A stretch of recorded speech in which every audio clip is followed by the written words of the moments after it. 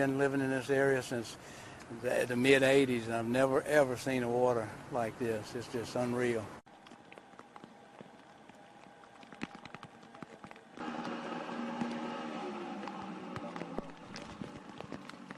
I had this much before it got on my carport.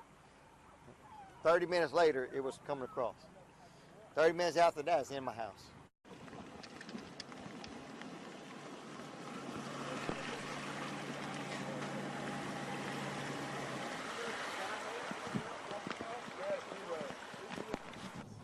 What we know is we have record levels of flooding along rivers and creeks. And because these are record floods, we don't know how wide the water is going to get in those areas. We don't, this is unprecedented, so we don't have records that we can go back and see who all is going to be impacted.